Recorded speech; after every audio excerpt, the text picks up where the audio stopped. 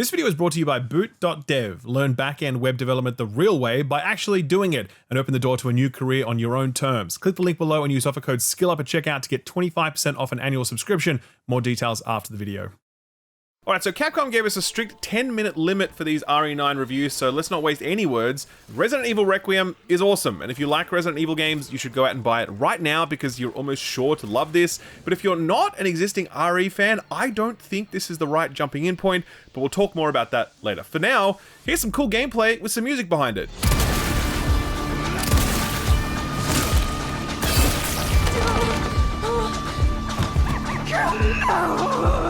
Okay, so quick spoiler info at the top. I'm going to be very careful with spoilers in this video. To be honest, I'm just going to be showing you general gameplay, no major bosses, nothing that could be a story spoiler or even a notable surprise. Having said that, I would recommend that if you're planning to pick this up, just listen to this as you would a podcast, as the fantastic locations and set pieces in this package really deserve to be experienced in a playthrough rather than a YouTube video. Resident Evil 9 Requiem's tagline ought to be something like, "This one's for the fans." More than any other game in the series, Requiem feels like a celebration of the franchise, a remix of its best settings and set pieces. At times, it doesn't even feel like a remix, more like a medley that lifts and drops iconic moments so that you can experience them again.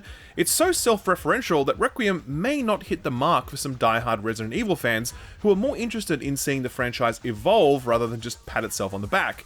Now that's pretty harsh language, and I guess I should clarify that I really loved this. I thought it was fantastic. It's like 15 hours to play through, which appears as 10.5 hours on the clock after game overs and pauses or whatever, and I loved absolutely every single second of it. It's such a fun, cool game that offers the most Resident Evil than any package to date has offered. Not in terms of gameplay hours, mind you, but in terms of breadth of gameplay, since it's essentially two games in one. A tense horror game in the Grace sections, and a cathartic Resident Evil 4 style action game in the Leon sections. Oscillating between these two gameplay styles makes this maybe the best paced game in the series, where bone-chilling terror is stored up in you only to be quickly and satisfyingly released when the switch to Leon happens. And when Leon's spray and pray style antics were a little thin, you're suddenly back to Grace, who's hiding from a big scary witch monster reminiscent of the Alien Isolation gameplay loop. So I loved all of this, I really did, and I don't think it needs to be more complicated than that, but I do think that at least some of the chatter around Resident Evil Requiem will center on whether or not it's a little high on its own supply, a little too willing to defer to what's come before it rather than imagine something new. What I will say is this: if you've never played an RE game before, this would be a very bad jumping in point, because to be honest, key characters, events, and locations are very dependent on you already being attached to those things. If, however, you are a series fan and you're happy for Capcom to just take a well-earned victory lap celebrating a series that's just about to turn 30 years old, then you are going to have just as good a time with this as I did.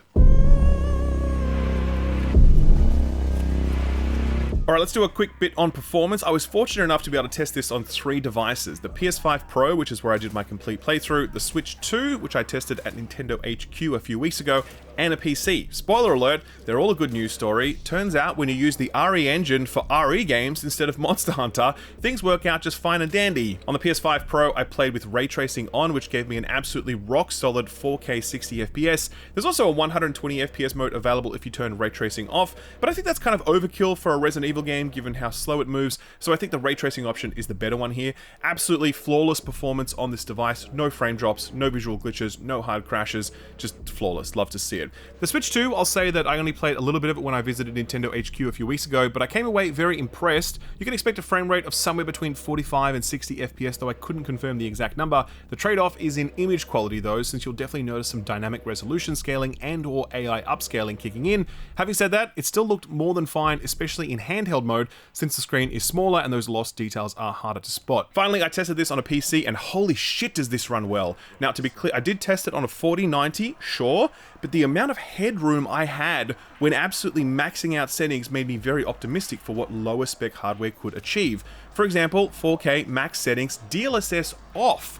I was getting up near 100 frames per second with no ray tracing enabled. In the modern era, that's kind of crazy. Basically, every game these days relies on DLSS to get it above 60 FPS, even on high-end cards, and here RE9 is delivering nearly 100 FPS at 4K max settings DLSS off, very impressive. Turning DLSS on and even NVIDIA frame gen are going to let you tweak this thing to deliver consistent performance on lower spec devices, and I'll also point out that there is a path tracing option which is definitely worth enabling if your system can handle it, because it does result in a noticeable uplift in lighting and reflection quality. With the performance out the way, we can talk about visuals, and man, Resident Evil 9 is a good looking video game. I won't waste too many words on it since you can see it with your own eyes.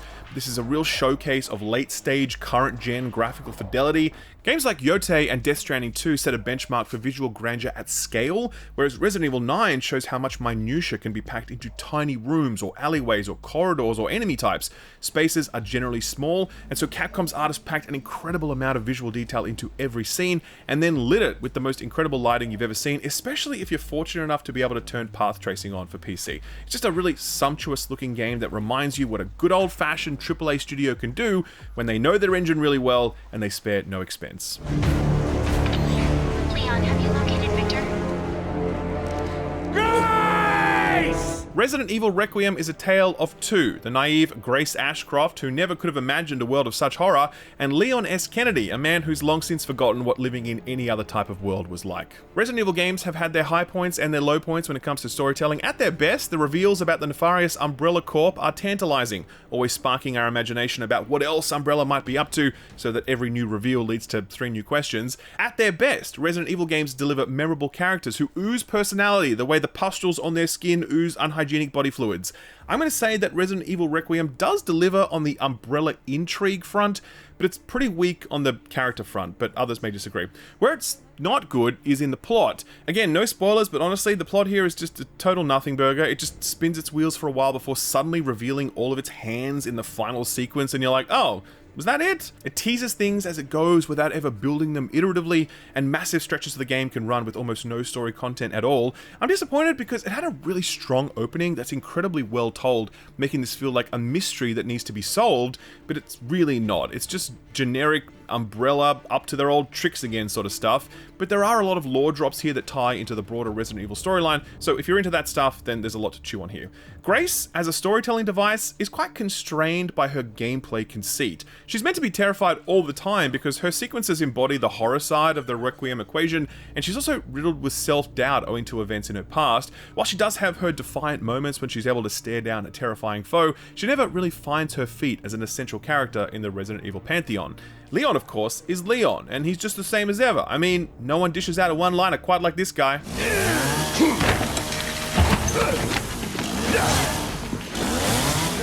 think I want a second opinion.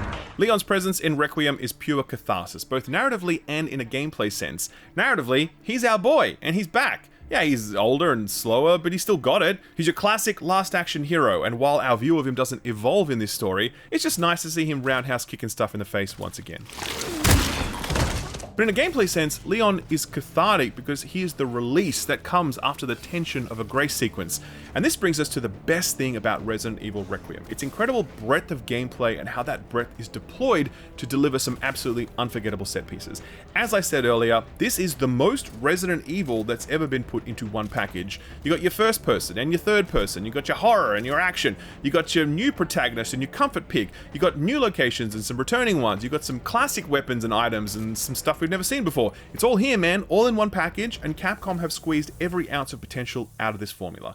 There's one sequence at the beginning of the game that really typifies this, and it's Grace sneaking around this medical center she's trapped in, and she's terrified, and there's enemies everywhere, and she's trying to avoid them because she isn't strong enough to fight them. She's essentially trapped in a big cage, and she's being hunted. Later on, you get to re-enter the same area as Leon S. Kennedy, and it's a complete flip. It really is Leon mogging the camera and saying, now you're trapped in here with me. And he goes around literally hunting down the enemies that just an hour ago were hunting Grace. The game regularly does this, showing you the dangers of a location and letting you experience it all within the constraints imposed by Grace, and then letting you cut loose in the same location as Leon.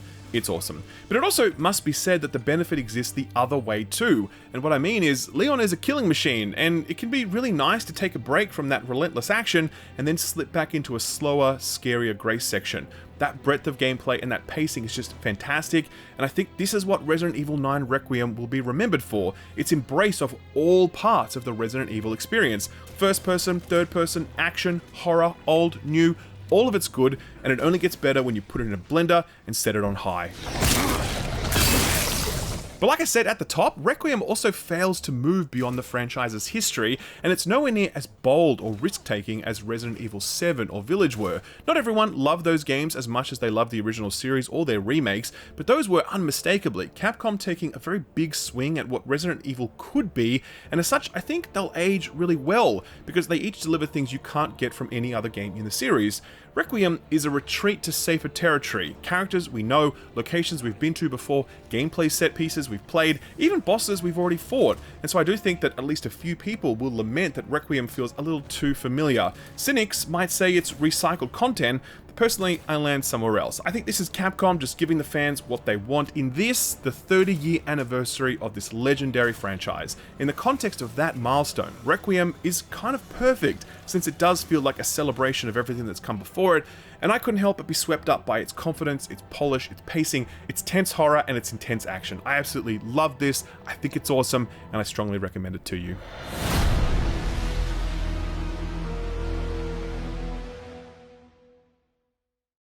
This video is brought to you by Boot.dev, the best learning platform for people who want to learn back-end web development. They did a shout out on the channel last year and was so happy with the response that they came back for another one, so a huge thanks to those of you who checked it out. Boot.dev's philosophy is a simple one. In an era of AI-assisted vibe coding, fundamentals matter more than ever before, while fewer and fewer people are actually taking the time to learn them. That puts those truly skilled web developers in a powerful position, since they're the ones that companies are going to seek out when they need someone who can actually get the job done properly, and companies will pay for that, and this is one of the most compelling reasons to check out Boot.dev. It's a platform that teaches you the skills you need to start a new career, one that pays well, and that often lets you work from home, and that lets you choose where you work, since so many companies are in need of skilled web developers. Boot.dev has dozens of courses teaching you how to work in Python, SQL, Go, and more, and all of the learning content is free to read and watch, so you can sign up right now and start looking at it for free, no strings attached. If you ever feel stuck in your studies, Boot.dev has added the Training Grounds, an arena to grind out your course-related challenges for as long as you need to help you feel as confident as possible in your learning before moving on to the next course. The Training Grounds add to Boot.dev's gamified approach to learning that gives you challenges, awards, XP, and even has leaderboards so you can track your progress and compete with other students. How many students, you ask? Over 820,000, and you can read reviews from many of them on Boot.dev's website. In fact, I really recommend doing a quick Google search for reviews of Boot.dev, particularly Reddit threads of people who have used the product extensively. You're going to see a lot of positive sentiment from people who have both no coding experience whatsoever and extensive coding experience, and the fact that this platform can impress both of those categories of people is quite an achievement. But don't take my word for it. As I've said, all the learning content on Boot.dev is free to view, so you can sign up right now and check it out, no strings attached, and in fact, each of the modules has a free demo for the paid interactive learning elements, so you can try before you buy. True learning is all about doing, and so signing up for the subscription tier gives you access to the interactive tools and exercises, and Boot.dev are offering a special discount to viewers of this channel. Just click the link below and use offer code SKILLUP at checkout to get 25% off an annual subscription. That's a huge discount and only available for a limited time. Plus, there's also a 30-day money-back satisfaction guarantee.